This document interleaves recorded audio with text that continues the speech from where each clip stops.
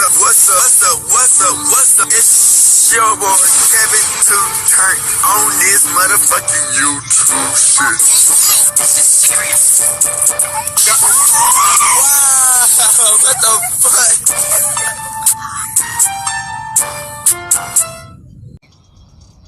the fuck? What's up?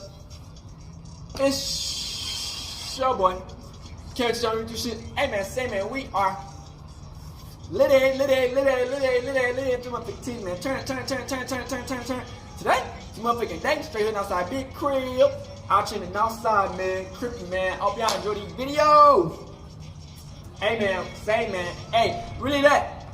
Really a Hebrew Israelite. Really a Jew. Really, hey, one of those. The more you know. Hey, I hope y'all enjoy these videos, man. Stay active. Stay continue to work. Free Palestine. Free Congo. Russia, do your thing, and Texas, stand the fuck up. You know what I'm saying? During these times, man, we gotta help each other mentally, spiritually. You know what I'm saying? You know, we all trying to get to the road of success. You know what I'm saying? We can't get distracted by anything that don't go with what we're trying to get to. You did crip, because a whole bunch of this stuff in life can distract you and throw you off your destiny. But at the end of the day, no matter what, you're gonna get to it. So I hope y'all enjoy these videos. Share the videos, share some positivity, and make sure y'all like and subscribe to the videos up. And let's get into it. Country of the Black Hebrew Israelite, man. Hey man, say man, one of Yahweh's chosen ones, man. Hey man, say man, y'all might be the you're not gonna say chosen one. Hey, the more you know, the more you know. I don't need y'all to tell me who I am. Hey, all I got is God, Yahweh. Make sure y'all like and subscribe, and let's get into this bit. Alright. Today, some motherfucking day. Straight here and outside crib. Hey man, say man, gang. So we gonna talk about this shit, man. OJ Simpson. First up, I hope they don't block this video. You know what I'm saying? Cause I hope they don't. You know, I'm just saying. I hope they don't block this video. OJ Simpson, man, has recently passed away. I think he was like 71 to 72. You know, a lot of shit is behind OJ Simpson's name. You dig? Crib. You know what I'm saying? His life story after football is what most people is attracted to. You know, he had a pretty good football career. You know what I'm saying? But I think a lot of people is mainly focused on the stuff and the events that happened after his career. You know what I'm saying? And this is what I say, man. You can't be dating these white women, man. You know what I'm saying? Off the simple fact, man, because you don't want shit like this to happen. You know what I'm saying?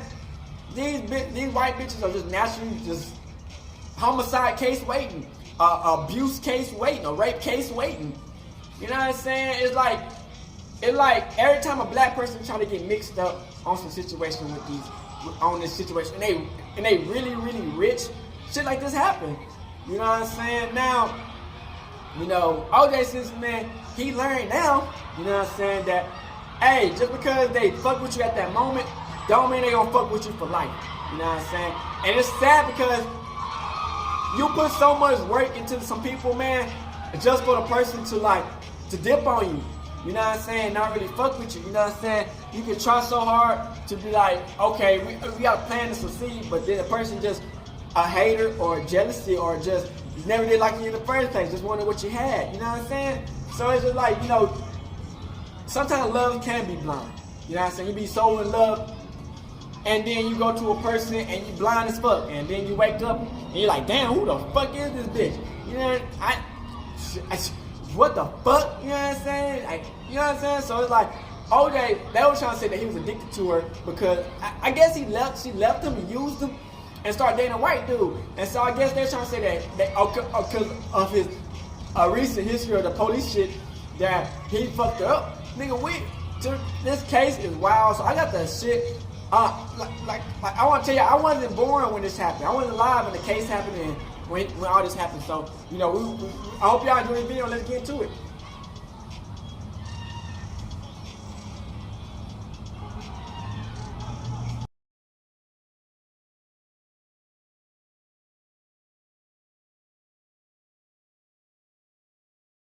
911 emergency. Can you get someone over here now to 325 Gretna Green? He's back. Please.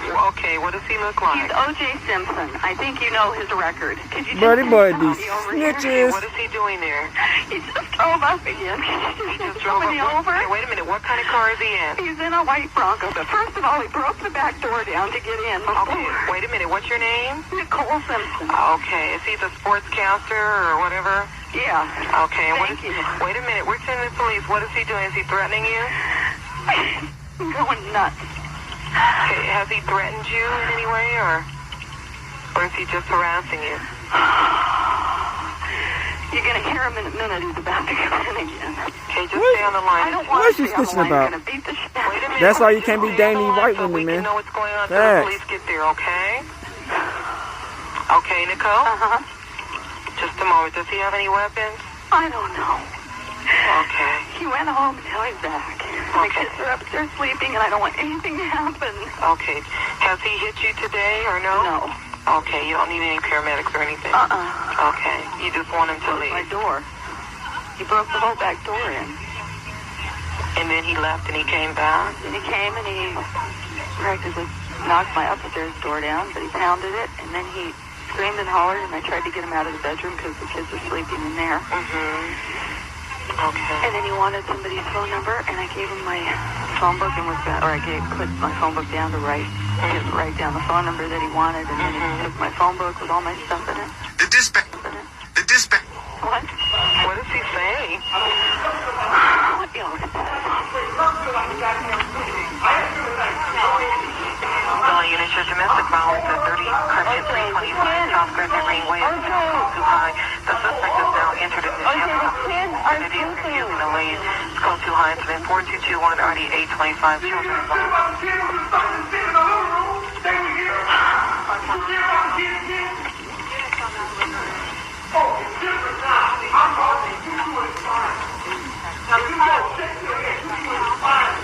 Just stay on the line, okay? Is he upset with something that you did? A long time ago, it always comes back. Crazy. Who knows, man? Hey, let me take a moment to say thank you to all the people who've reached out to me. My health is good. I mean, obviously I'm dealing with some issues, but hey, I think I'm just about over it, and I'll be back on that golf course hopefully in a couple of weeks. Just did you do it? No, I didn't. Nope. Did not do it. After we finished filming, OJ said to me that he had a surprise for me, and I genuinely was surprised. I think it was his idea of a joke. And this is it.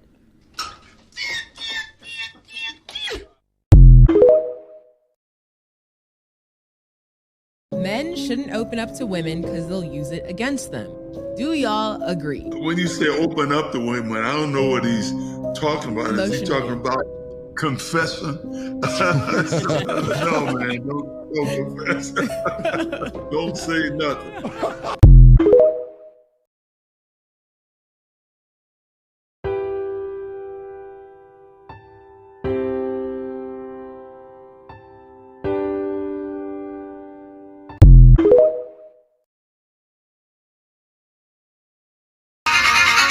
Gang, finna get the O.J. Simpson thing. Hey, man, say, man. A trail of blood. They're always trying to frame somebody when you get to that type of level. The prosecution thought it had an airtight case.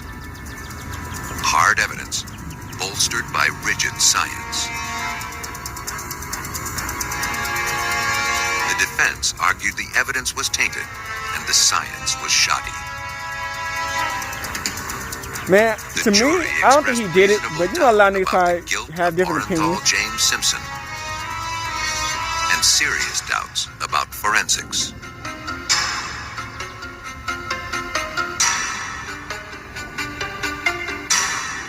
In courts of law and the halls of science, it was the trial of the century.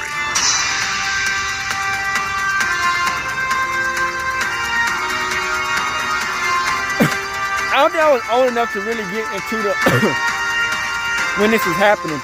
But I always heard about it. You dig what I'm saying? Crip. I always heard about it, but I never did get into it because I was young. I was young as fuck when this. I don't think I was young alive when this happened. Los Angeles, California.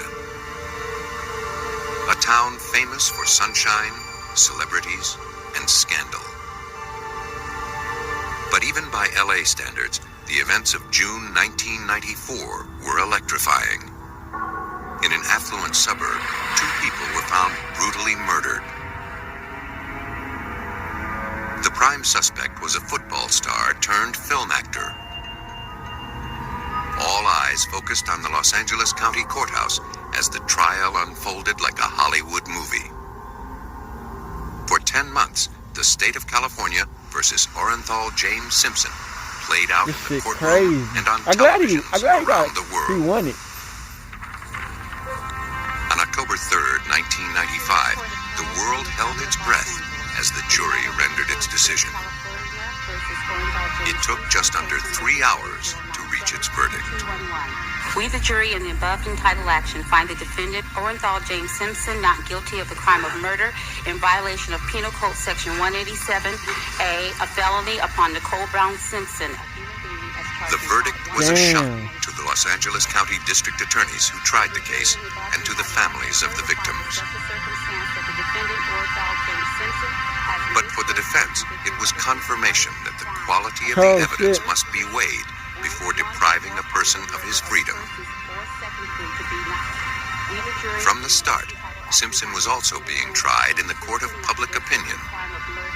Though many applauded the verdict, others were stunned. Homicide Detective Tom Lang of the Los Angeles Police Department was one of the men in charge of overseeing the evidence collection at the crime scene. There are people on death row. Death row. There are people that have indeed been put to death on much, much less evidence. On 1/10 of that evidence. Defense attorney Barry Scheck was a member of Simpson's dream team and one of the most vocal critics of how the evidence against O.J. Simpson was collected and processed. Damn. The way that crime scene was handled by the criminalists from the Los Angeles Police Department, by the people in the crime lab when they did the initial DNA testing, and by the medical examiner's office was shameful. Soon after the trial began, it became clear that more than Simpson was on trial. Forensic science would also have its day in court. Could the evidence and the methods under which it was collected withstand the defense team's harsh scrutiny? Damn, man. That shit wild, man. There were no keep on making eyewitnesses to the police murders reports. of Nicole Brown Crazy. Simpson and her friend Ronald Goldman. But from the very beginning, the prosecution thought strong circumstantial evidence pointed to the killer.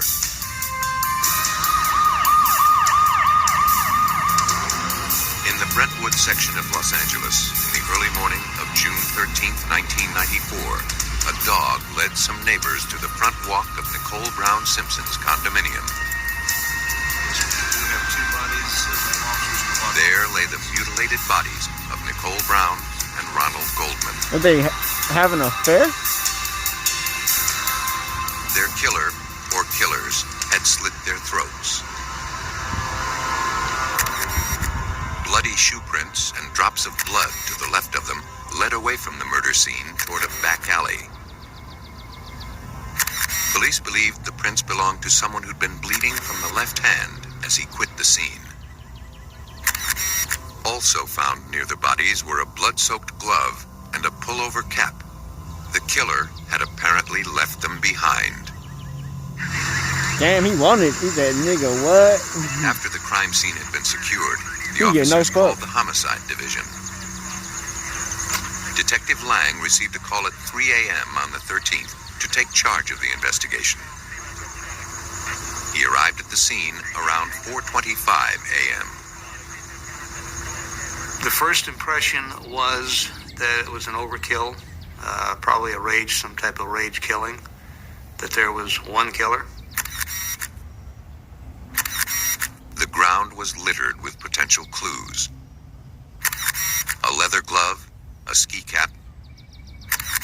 Ronald Goldman's pager and his car keys, a dog's footprints in the blood, and one set of size 12 shoe prints leading away from the bodies.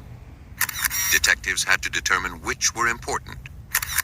They started with the blood. Along with the heel-to-toe stride analysis of the bloody shoe prints, told us that the source was in fact walking. Not what you would expect after committing a brutal double murder.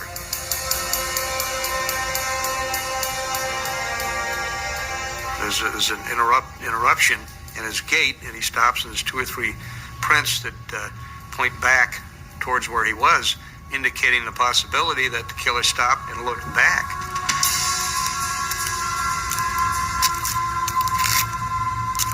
Now, when he did that, was he looking, say, hey, I lost my cap, I lost my glove, should I go back and get them? No, I better get out of here, it's very dark down there.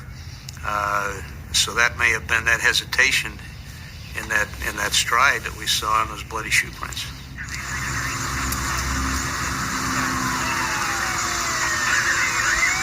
At the request of his superior, Lang left the crime scene to notify the victim's estranged husband, former football star and broadcaster O.J. Simpson, that his ex-wife had been killed.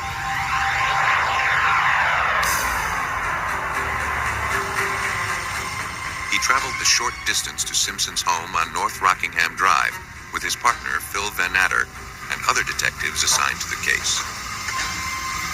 One of them, named Mark Furman. This is It a was wild the first situation, time man. Lang and Van Adder had worked with Furman. Simpson, this is the police. Mr. Simpson, this is the police. Will you please open the gate? They approached the front gate of Simpson's home. Though they could see lights on in the house, no one responded to the buzzer. According to the testimony of Mark Furman at trial, he then noticed a white Ford Bronco outside the gate. It was parked at an odd angle. Through the window, he saw a small black bag bearing the label Orenthal Productions. Furman concluded the car belonged to O.J. Simpson. Look, y'all gotta be crazy. I know O.J. Simpson came back with his evidence in his bag. Come on, man. In his car. It's crazy. Near the door handle on the driver's side, there appeared to be a spot of blood.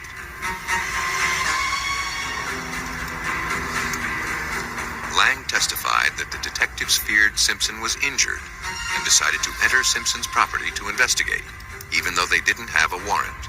Oh, yeah, he could have got in trouble. Furman climbed over the 5-foot wall and let the other detectives in. But no, offense. Stop it.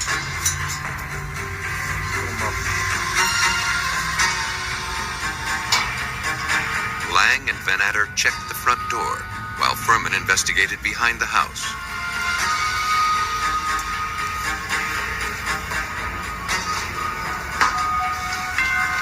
It didn't appear as if anyone was home.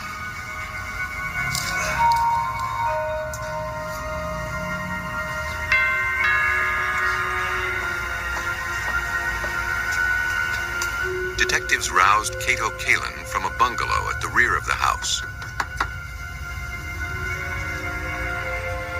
Kalin, a guest of Simpson's, wasn't certain of Simpson's whereabouts, but told the detectives he'd heard several loud thumps behind his room earlier that evening. Back here? Yeah. Okay. Police later learned that Simpson had left hours earlier for Chicago.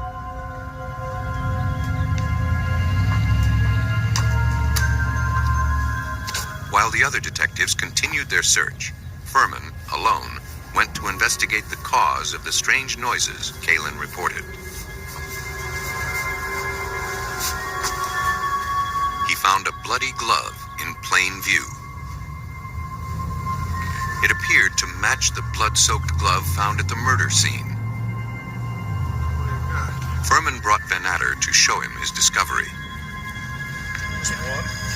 Simpson's Rockingham estate was declared the second crime scene of the night. O.J. Simpson was now a prime suspect. He was not a suspect initially when we went on the property. But once the glove had been found, he most definitely became a suspect. According to the testimony of Philip Van Adder, As dawn broke over Los Angeles, he was able to see drops of blood in Simpson's driveway. They led from the Bronco to Simpson's house. Ain't Later, no damn way this Van nigga just found like drops of blood in the entrance hall. just leave the evidence like that. Like, that's crazy. As he looked into the Bronco, he saw still more traces of blood on the console and seat. Van Natter ordered the car seized, and by 10:45 obtained a warrant to search the house for additional evidence. Meanwhile, Simpson returned from Chicago. Police had notified him by phone of his ex-wife's murder. He agreed to be interviewed by Detectives Lang and Van Natter without the presence of his lawyer. The detectives noticed a deep cut on a finger of his left hand. Van Natter asked Simpson repeatedly about the injury. His responses seemed inconsistent and contradictory. First, he said he cut his finger in Chicago on a broken glass. Then he changed his story and said he may have cut it in L.A. and reopened it in Chicago.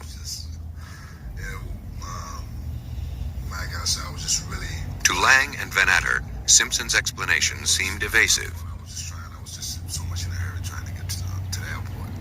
You're left-handed, Mr. Simpson? They began to investigate his whereabouts on the night of the murders. You were cutting the knife, cutting the orange then with the knife in your right hand?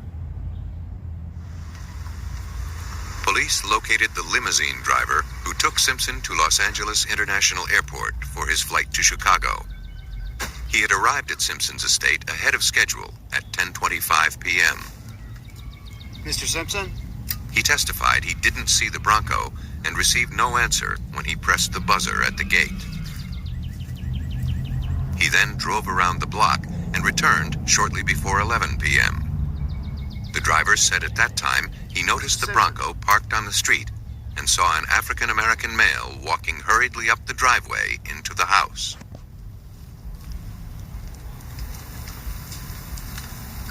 Then he saw a light go on.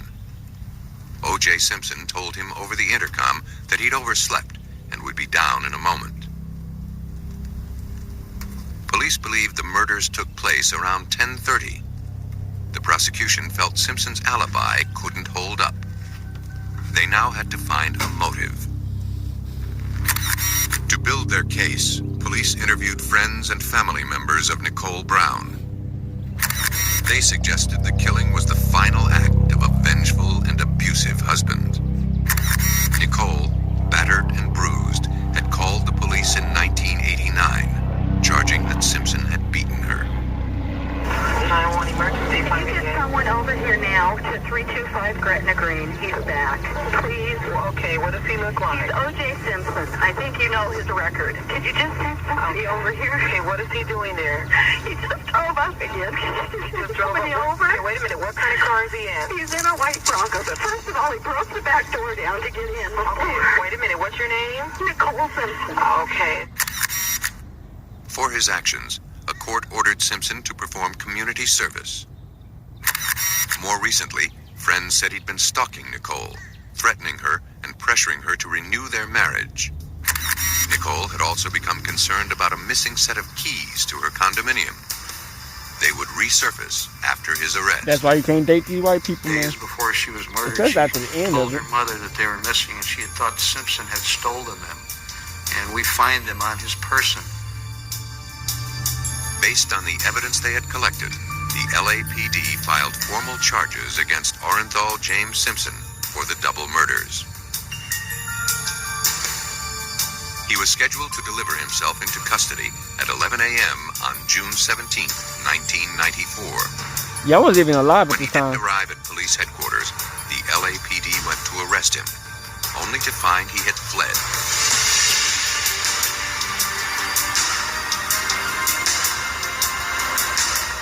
As they began an extensive search, a television news helicopter began broadcasting images of Simpson and his friend A.C. Cowlings driving along the freeways of Los Angeles in a white Ford Bronco.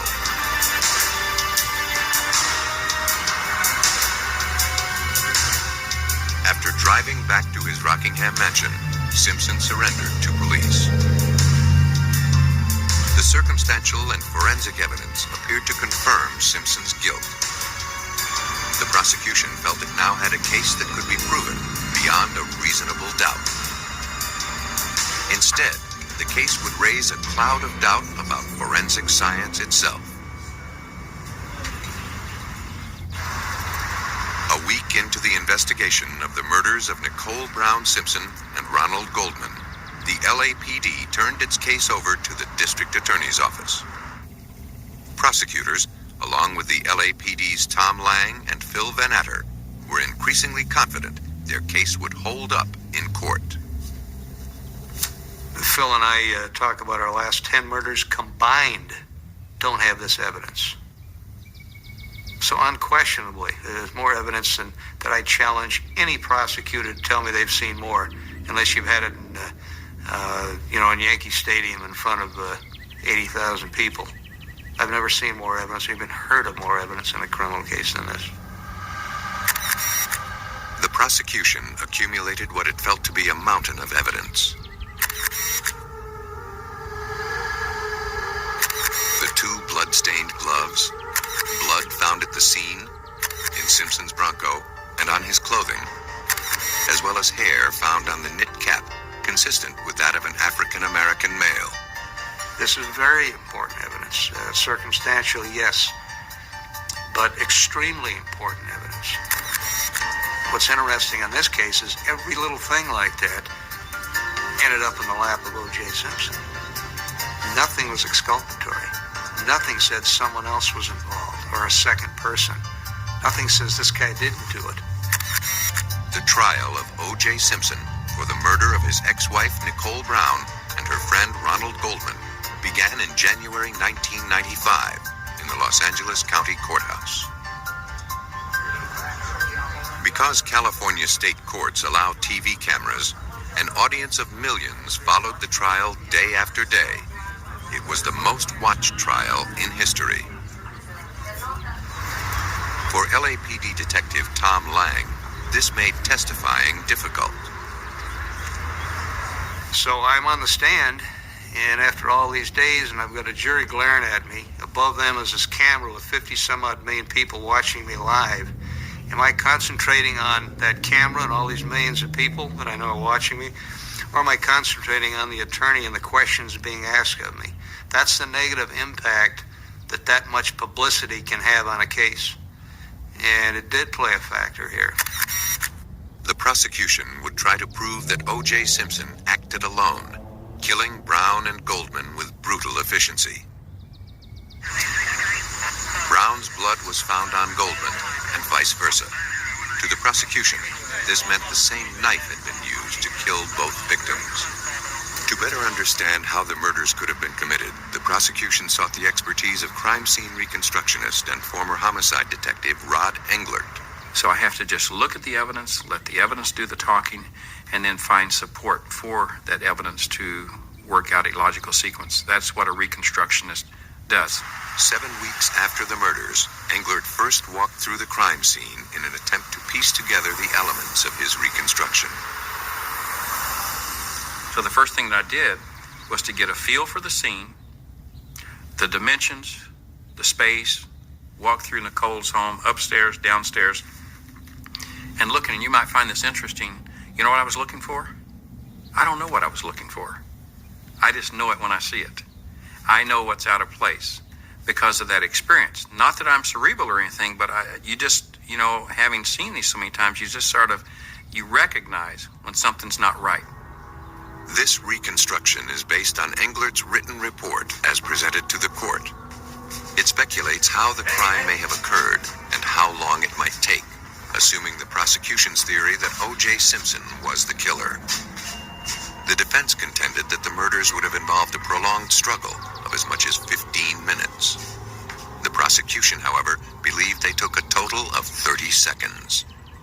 The evidence suggests that when Nicole came out of her door, and we're going in slow motion, that she was approached by O.J. Simpson, who hit her on the head numerous times, and then she has 3 stab wounds to the left side of her neck that went very, very deep, and she goes down causing abrasions to her elbow, to her face, from hitting the concrete.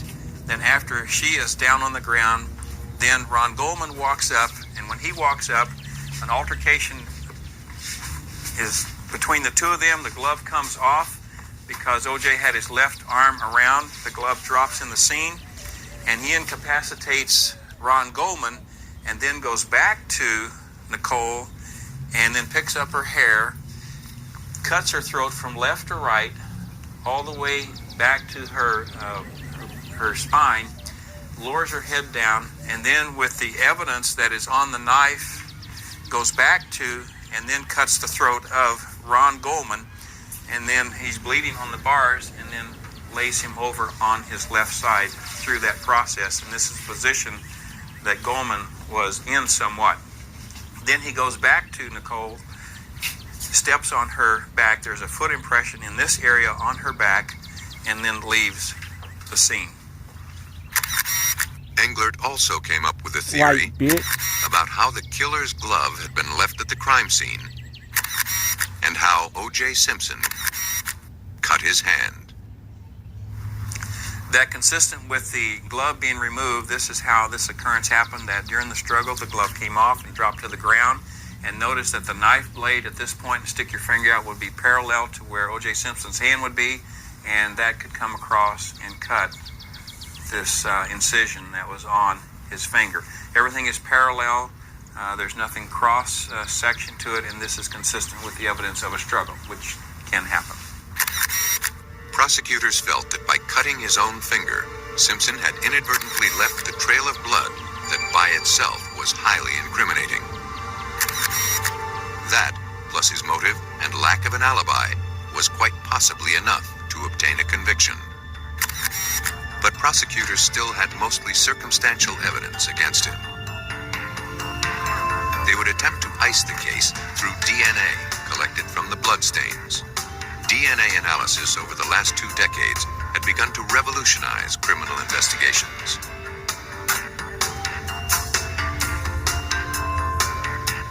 Until recently, blood evidence had limited use in helping identify criminals.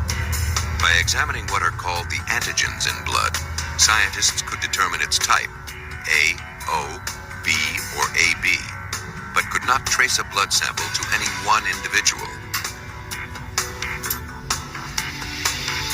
Beginning in the 1980s, science promised to make blood evidence much more significant by examining its DNA. Found in every cell of our bodies, DNA contains the coded instructions of our being. The color of our eyes, our height and hair color, the size of our brain, and so on. Since no two humans are alike, except identical twins, it follows that no two people have the same set of DNA instructions. By breaking the code, scientists have been able to identify the patterns or markers that distinguish one person's DNA from another's. 2 tests are used to isolate and identify human DNA. One, called polymerase chain reaction, or PCR, requires a small sample of blood cells, which are then replicated to produce a larger sample. For the other test, called restriction fragment length polymorphism, or RFLP, researchers must start with a much larger sample of cells. Most of the testing in the Simpson case used the simpler PCR test. Though most courts have accepted DNA evidence, there remains some controversy about its reliability and methods. Like critics of fingerprint science 100 years ago, some question whether we have truly broken the code. In addition to that, DNA science is difficult to explain, and for many jurors, hard to understand. The results of DNA analysis in the Simpson case were stunning. A prosecution expert testified that the drops of blood leading away from the murder scene were probably O.J. Simpson's. The odds the blood came from someone else were calculated at 1 in 170 million. Blood found on the back gate at the murder scene was also identified as Simpson's. Here, the odds of it being someone else's were 1 in several billion. greater than the population of the planet. This essentially proved the blood was Simpson's. Simpson's blood was also identified on the Bronco's door panel, dashboard, and near the headlight switch. Simpson told police he'd last driven the Bronco before dark on the day of the murders. Crime scene reconstructionist Rod Englert. When do you turn on your headlights? Daytime? Not really. So there was a transfer on that dash which was blood consistent with O.J. Simpson's DNA. But even more remarkable was the console between the passenger seat and the driver's seat.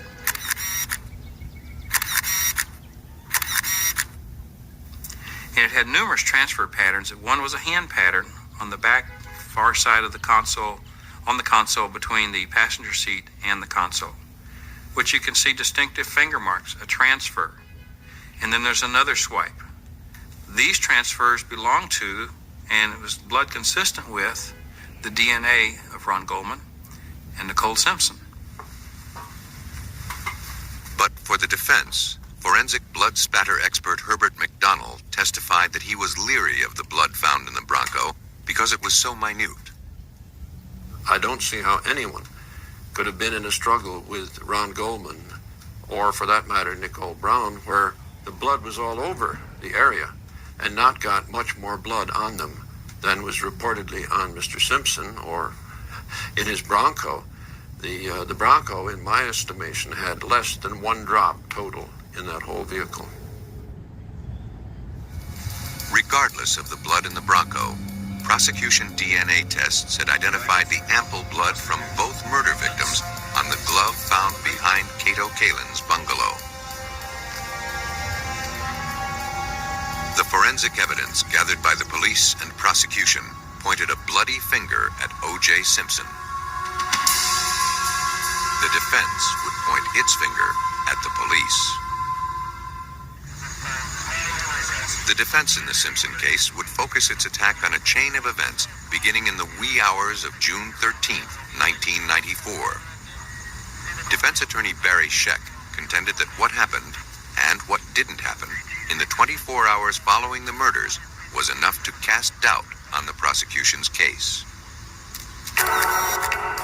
There was a lack of coordinated effort between the criminalists, the detectives, and the medical examiners.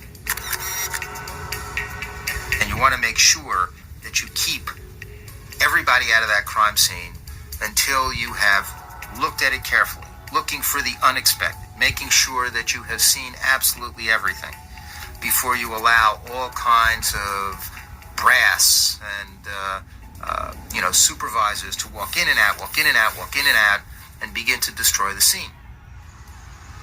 The defense set out to prove that evidence gathering went from bad to worse. Well, the significance of the Simpson case lies in the way that crime scene was handled and its implications for the lab work. And we're talking here about the way that the criminalists on the scene collected the evidence, the way it was initially processed in the laboratories, and the way the medical examiner's office dealt with that. At the scene of the murders on South Bundy Drive, camera crews arrived at 7:30 a.m. Rod Englert believes the cameras were a distraction that seriously affected the way the crime scene was handled. It's just really difficult to do your job when just a few feet away you've got 15, 20 cameras over your shoulder that's going to be second guessing you. What are you thinking about? Are you thinking about the evidence while you're down on your hands and knees? Or are you thinking about these people shooting up the back of your dress? You see what I'm saying? Detective Lang, in charge of the investigation, couldn't stop the crews from filming. But he wanted to shield vital crime scene information so it wouldn't become public knowledge. Lang covered Brown's body with a blanket he found in her house. This would draw criticism at trial. The bodies, of course, themselves are evidence. Blood patterns on the body are Yeah, you can't evidence. put no blanket on no dead If you have body. a 'Cause you just camera fucked crew it show all up. up and videotape that, you've compromised it. And you can't necessarily use that if you had a potential suspect or a witness that you'd interview down the line. The media today has lens that could highlight a human hair at 200 feet. They were just honing in on the crime scene, on the one victim, Nicole Brown, and all of the evidence, compromising that evidence. That's one reason that body was covered. They took a blanket and they put it over the bodies, and they brought hairs and fibers all across that scene, when obviously some of the key pieces of evidence in the case might come down to hairs and fibers. Where did they come from? Only one of the bodies had been covered, and Lang felt his reason was valid. Did we contaminate it? Yes. There's always that possibility, but in this case it was exactly the right thing to do because there was no contamination. There were no foreign hairs, fibers, or debris found on Nicole Brown or her clothing. It was a tightly knit, clean hospital blanket that was used. The cameras, meanwhile, became a useful tool for the defense. We were able to get some of the videotape of the cameras looking in as the officers were processing the crime scene, and able to demonstrate that they weren't changing their gloves, that they were commingling some of the evidence, that people were walking in and out of the crime scene at times when they probably shouldn't have been. The defense began a theme it would stress throughout the trial, that the blood evidence in the case had been contaminated. When blood is shed, bacteria immediately begins to break it down, along with its DNA. The defense suggested improper handling of the blood swatches had allowed the blood to deteriorate too far to permit accurate test results. Chief Criminalist Dennis Fung had relied primarily on swabbing the blood at the murder scene and transferring it to cotton swatches. The swatches were supposed to be dried, then wrapped in cloth bindles for transfer to the lab.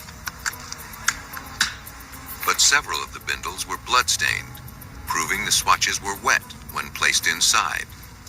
That could encourage bacterial contamination.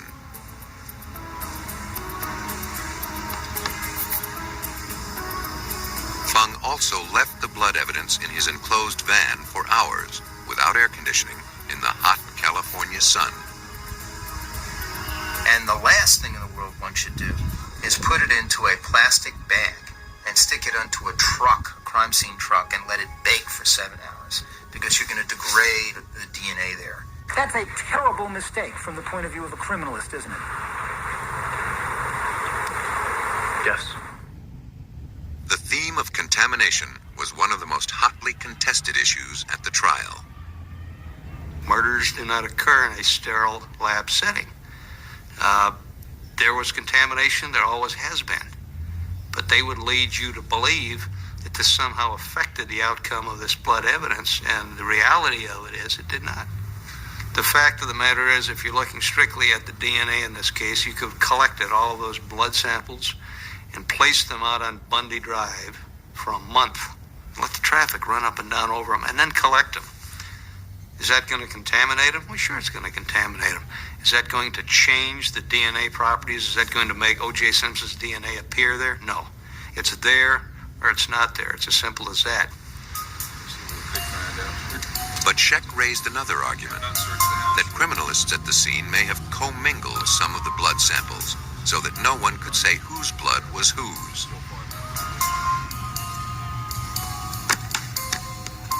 Dennis Fung had first collected drops of Simpson's blood at O.J.'s home, then arrived at the murder scene to collect blood samples there. A grueling cross-examination by Barry Scheck raised serious doubts that Fung had changed his gloves, or even worn gloves, while collecting evidence at the murder scene.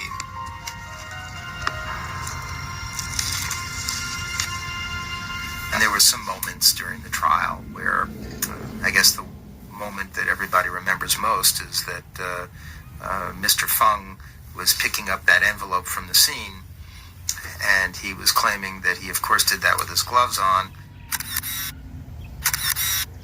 All of a sudden, in the courtroom, in a way we'd never even done it before because we had a better video machine in the courtroom, and you could see very, very clearly Dennis Fung grabbing the envelope and touching it without his glove on.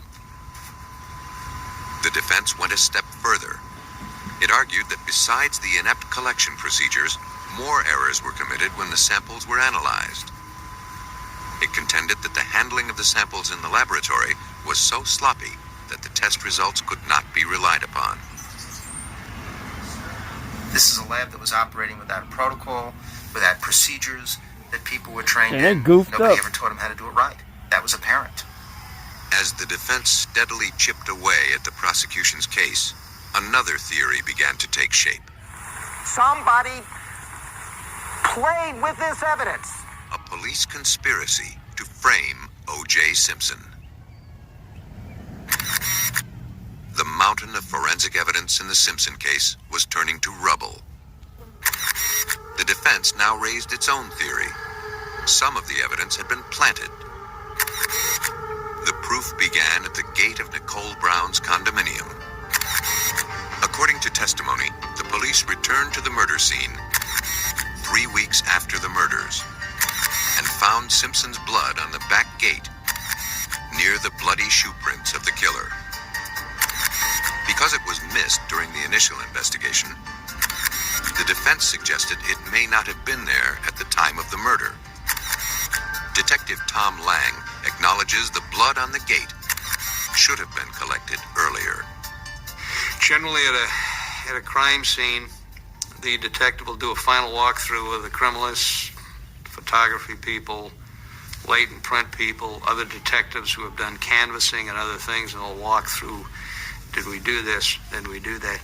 If that had occurred here, we wouldn't have had the problem with the blood on the rear gate. During his initial questioning, Simpson consented to giving police a blood sample. The defense suggested someone had planted some of it on the gate. Though presumably exposed to the elements 3 weeks longer, the DNA from the blood on the gate hadn't decomposed as much as the DNA from the blood collected hours after the crime. I told y'all they be sending niggas up. About the same time Simpson's blood was found on Nicole Brown's gate, Brown's blood was discovered on a pair of socks recovered from Simpson's house the night of the murders. Its significance wasn't missed by the prosecution or the defense. The prosecution's crime scene reconstructionist, Rod Englert, believes the drops of blood were spattered on the socks as Simpson stepped in his ex-wife's blood. And on the socks, we have a projected blood pattern of blood that had to be airborne. When it landed on these socks, creating numerous spots around the ankle and the front of one of them, and numerous match head size spots on the other. Now, I don't know which one was right or left, but those spots stopped at where the shoe would be on if it was a regular street size shoe. Those spots stopped at a certain level on both of them where pant legs would be. And so when that was analyzed, I remember Tom Lang calling that evening very excited and said, "We were right. It was Nicole's blood." To test his theory on how the blood would have been spattered on Simpson, Englert staged a reenactment. To recreate the struggle, he used police officers dressed in white so the blood would show up better. The white set matched the exact dimensions of the murder scene. The violent struggle between the killer and the second victim, Ronald Goldman, took place in close proximity to the deepening pool of blood from Nicole. Englert matched the amount of blood from the crime scene exactly and found that it would have been difficult to avoid spattering, as the test amply demonstrated. Forensics experts Herbert McDonnell and Henry Lee conducted their own examination of one of the socks They found had in all that Simpson's evidence and fucked up and tried to set that nigga OJ up. The ankle stain was very large. It was not spatter. Both men claimed the blood had not been spattered at all. It was not projected there. It was not dripped there. It was not cast off and landed there by flying through the air. It was transferred from contact by something that had blood on it. Because the blood on the socks was not found between the fibers, McDonnell concluded it had been wiped across the sock. The margin around the center of that stain shows blood on the surface of the fibers only. It does not show blood permeating between the fibers. Therefore, we know it's transferred. McDonald also found evidence that Simpson's foot was not in the sock when the blood transfer took place. McDonald uses a shirt sleeve to demonstrate how he thinks the blood was applied to the sock. He places a single drop of blood on top of the cloth, which he calls surface 1.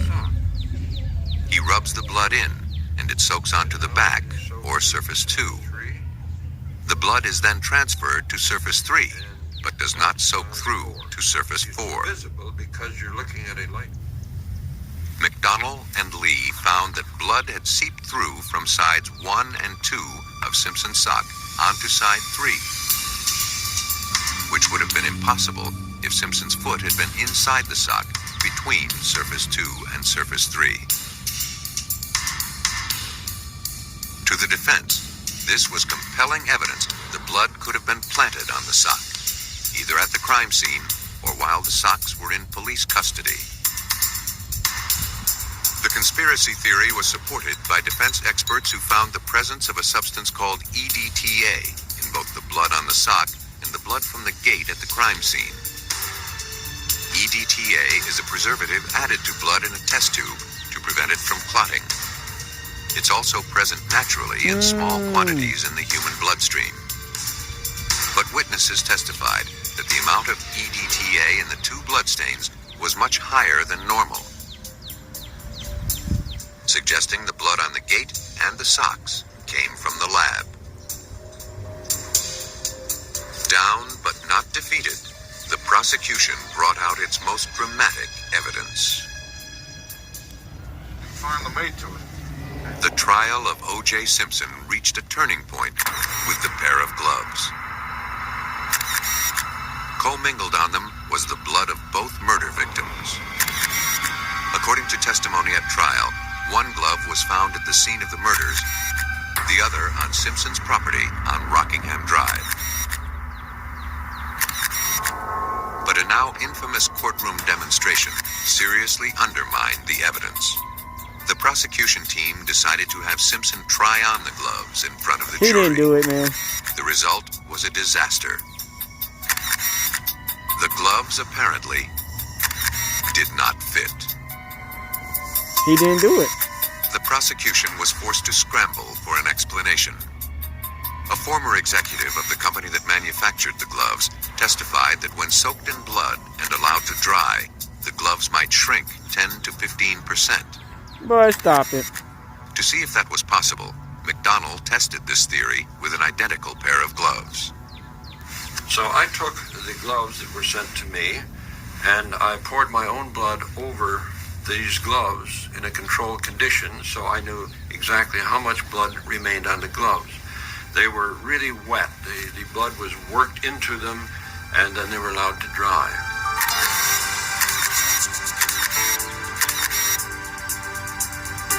Prior to the experiment, McDonald photocopied the glove to document its size. After the bloody glove dried, he again photocopied it for comparison. It had shrunk less than 1%. Next, he wanted to find out how small the glove would become if it really did shrink as much as the manufacturer claimed. He used the photocopier to reduce the glove to 10 and 15% of its original size. Then he compared the reductions to the original photocopy. The change was enormous. At 15%, the gloves would have shrunk over 1.5 inches. In McDonald's opinion, the change was too drastic. Since it seemed unlikely that the gloves belonged to Simpson, the defense had an opening to expand its theory of a police conspiracy. It had already suggested that someone had planted blood on the back gate at the murder scene and on the socks from Simpson's bedroom. Now it put forward the theory that the glove found on Simpson's property had also been deliberately planted. Mark Furman had been alone when he found the glove at Simpson's house. He'd also been among the first detectives to arrive at Brown's condominium, where the first glove had been found. The defense suggested that Furman had picked up the second glove at the scene of the murders, taken it with him to Simpson's estate, and planted it on the pathway behind Cato Kalin's bungalow. For LAPD Detective Lang, it would have been impossible for Furman to have found the second glove at the scene of the murders because he was the 13th detective to sign the log. Because 12 people there before Furman only saw one glove. And it's very logical the way Furman found the glove. He was doing what anybody should have done, following up on an interview with Cato Kalin. Taking its theory a step further, the defense suggested that before he planted the glove, Furman may have used it to smear the blood of the victims inside Simpson's Bronco. It was a claim that made the LAPD's blood boil. Mark Furman did not plant any blood. Absolutely.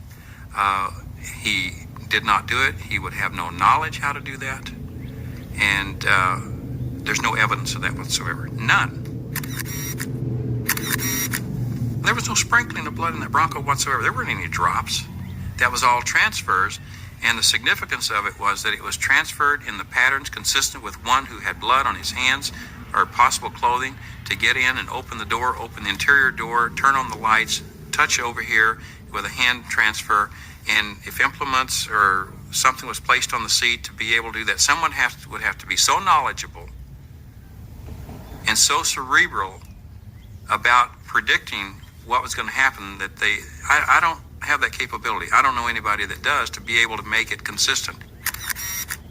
And then to do it on the socks at the house, impossible.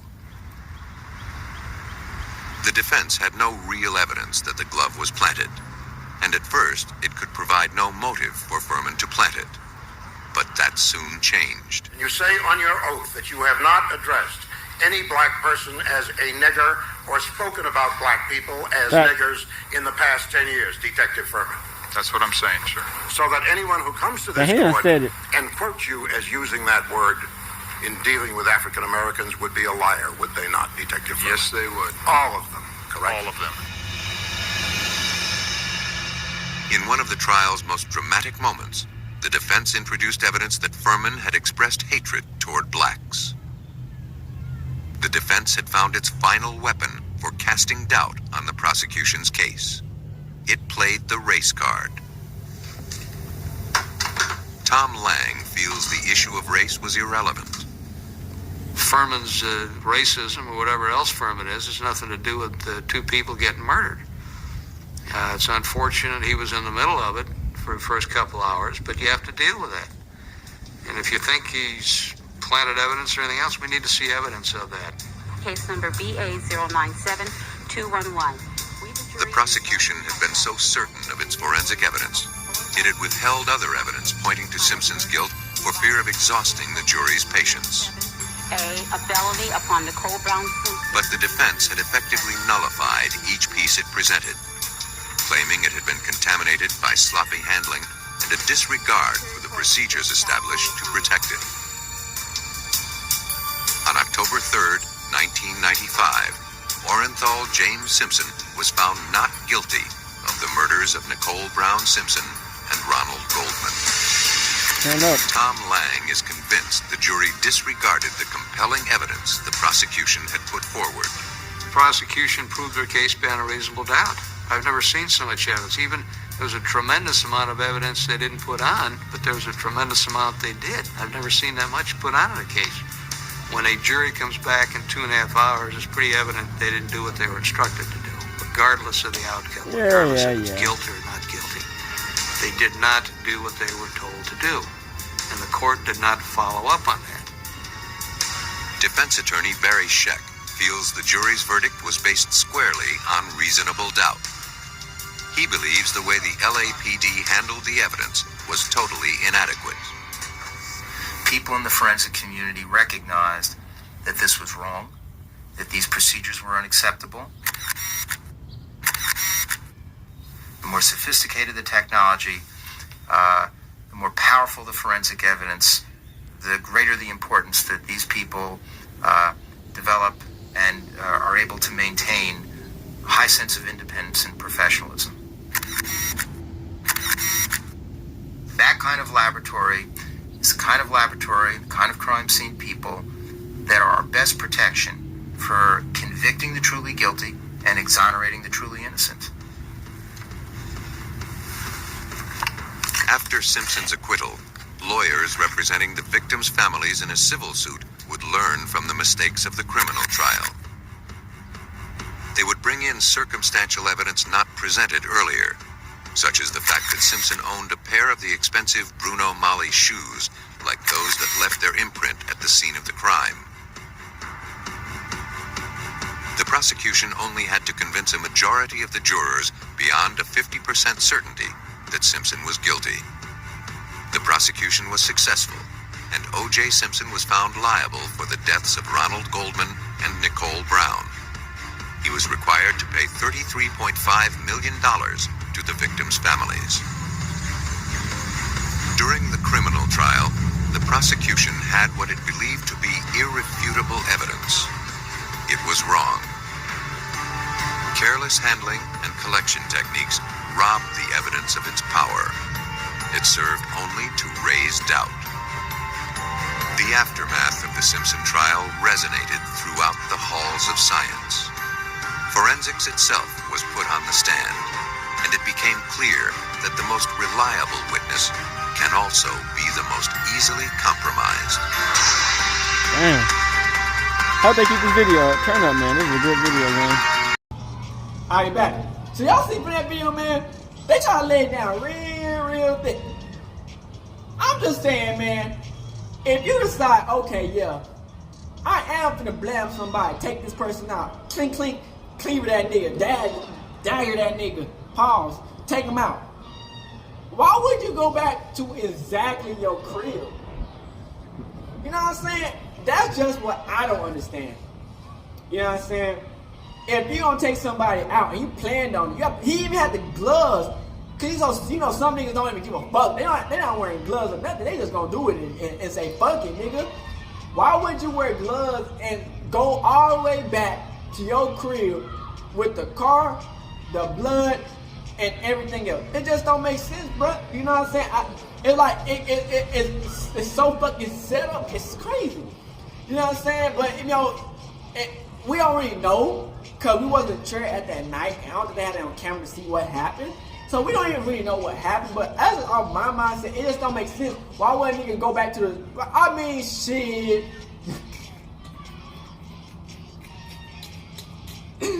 I seen the O Block case. Oh my goodness, the FBG duck case. Man, I'm just not thinking about that shit. Anything, it's just if y'all be wondering why I'm got in my pocket, just that heat. Yeah. But yeah, man. So you know, I be wondering, man. It's like in the O Block trial, you know, they blamed that nigga gone. FBG Duck. They went right back to the same motherfucking place they was staying. But it's like, damn, you got all this blood on you.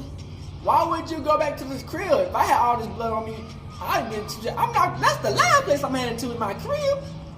In the FBG Duck trial, they shot that nigga. They had no blood on him. These niggas what they was trying to say, had blood on his fucking leg, his arm, his body. So, what don't make sense is, okay, if he did do that shit, how do motherfucking his car only had that little drops of blood? You know what I'm saying? It makes no sense. You know what I'm saying? If he had that much blood on the amount of blood they talking about he had on him, the whole fucking car should have been bloody up. Fuck them drops, nigga. Everything should have been bloody, nigga. Every fucking thing. That's why I say, man, I feel like, man, unless they owe them niggas somebody else some money, is the CIA or the FBI, it don't make sense how it would bleed back to him. Now it's like, okay, he did have that cut on his finger. You know what I'm saying? That's kind of crazy. You know what I'm saying? You got a cut on your finger, but shit, we don't know how that cut happened. You know what I'm saying? They like, oh yeah, he was stabbing me, cut his hand, and he did this. We don't know that. You know what I'm saying? Man, it's just like, man, these motherfuckers so fucking sloppy, man. They so fucking crooked. You dig what I'm saying? Just for them to get some attention and get their name up in the fucking books. You know what I'm saying? Just to say, oh, I figured out the case. I did that. Move me up, give me rank, give me money. You know what I'm saying? Nah, man, niggas, they be thinking about the money on. They don't really care about the case or the person. You know what I'm saying? They be trying to set niggas up. They do it countless of times. They'll put drugs in your fucking car. They mess up your fingerprints. They'll cut the camera off, fuck you up. You know what I'm saying? So it's just like we can't trust popos, and especially at that damn time, niggas, that was like when barely any technology was coming in. So it's like now, you know, it's like these motherfuckers are crooked. Cops are crooked. Ain't nothing about these motherfuckers are real half the time. You know what I'm saying? They got their own agenda. They got their own family to feed. They got their own fucking organization. Y'all be thinking that, oh yeah, you got a gang called the Cricks and the Bloods and the BDs and the GDs and this and that and whoop the whoop. But then they'll be like, what about the popos, the cops, the FBI, the CIA, the motherfucking KKK, all that shit, nigga. You know what I'm saying? They got every fucking thing they can count. Border control. They got the motherfucking all the countries come together and fight some shit. You know what I'm saying? It's like, okay, so these niggas can have some, these motherfucking white people can have some gangs and whatever. But when it comes to black people, oh no. You can't have no gang. You just gonna listen to what they gotta say, and then they have their own gang. If you want to be a gang, you gotta join their gang and kill our own people. Like, stop it. Stop the cat, nigga. I'm gonna always be a Crip gang member till I die. You know what I'm saying? Because y'all can't control a nigga to make a feel like, oh, I'm not supposed to be in a gang because y'all feel like it. Because then y'all let these white people do whatever the fuck they want to do and get mad at us when we trying to be in our own shit. You know what I'm saying? So it's like we can't trust what they put in this motherfucking popo documents at all. You know what I'm saying? They done fucked up. They done swiped blood on motherfucking socks. They on pose and shit. Nigga, bro, these niggas are crooked, man. I'm telling y'all. Just the name alone, they probably been done set this shit up. You know what I'm saying? They probably set this shit up. Like, oh yeah, he got a good post report. Let's go and set this nigga up and get a good mean ass case off this nigga and get out publicity. But it didn't go as they thought it was because, you know, hey, that nigga had a good ass fucking lawyer and some money on. Cause if that was any other nigga, they probably got booked. Cause you know how much money I take to get a good ass lawyer just to say, oh, it's a motherfucking murder trial. Nigga, all the evidence kind of pointing towards you. Like, that shit crazy. Like, why would you throw a glove behind somebody's house? Nigga, if you smart, nigga, I'm burning everything, nigga. I'm burning the shoes. I'm burning the coat. I'm burning every fucking thing I use, I'm burning. I'm putting that shit in a bag and I'm dipping. I'm putting that somewhere they can't even find that shit, nigga. Hey, who knows, nigga, but they ain't gonna be able to find it. Like, ain't no damn way. But who knows, man, in that moment, when you really thinking, man. But that's what I'm saying, this seemed like you was playing. Cause if you got gloves to do it, it's kind of playing, you know. If it was on some, in a spare moment, yeah, I kind of see how it kind of be hard to get caught up, and you can get caught up, and you can, yeah, but you know what I'm saying? Nah, bro. So, hey, man, that's to all these weak bitches who try to play niggas and use niggas, and try to take their money out and go to a next nigga, and nigga actually really felt something for your ass. Hey, man, y'all can't be playing with niggas, man. Y'all trying to set niggas up, and y'all got ops of your own or somebody else who don't like who don't fuck with you. You can't keep on creating ops. It might seem cool, but one day one of them ops gonna really just put that work on you. You know what I'm saying? So at the end of the day, man, we always gotta stay humble. You know what I'm saying? Never use people. You know what I'm saying? If we don't fuck with people, we gotta be genuine, and that's real. So I hope y'all enjoy this video, man. Come to you as a Crip, man. This was crazy shit that happened in LA. You know what I'm saying? I hope y'all enjoyed this video. We out the bitch hood and outside crib. Gang. Yeah, he passed away from cancer, man. Crazy. Hey, Dad, you know, dog, when we link up, dog, this shit be legendary. You know this instrumental, you the engineer on it, so Kodak everywhere.